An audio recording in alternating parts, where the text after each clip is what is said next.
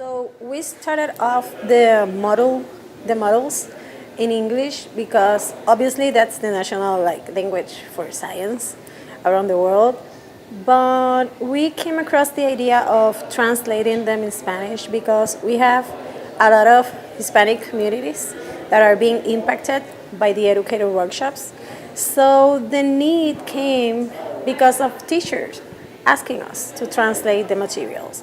They wouldn't venture in the concepts if we didn't translate it for them. We are tackling a concept that is difficult to grasp in Spanish. We try to use both Spanish and English version of it so they can accustom themselves with both of them. Then, if they're comfortable enough, they can use the term in Spanish. Like the one with the polymers. It's more easy for me to say cross-link polymer in my classroom than say polímero entrecruzado. It's a little bit more wording, you know. But then again, when I understand the concept and my students understand the concept, we use the Spanish concept. The benefit of having the materials in Spanish is that we make sure that the teacher are going to use it in the classroom.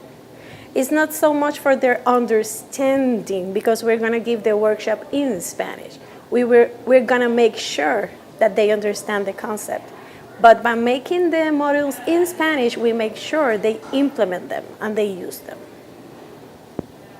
Okay.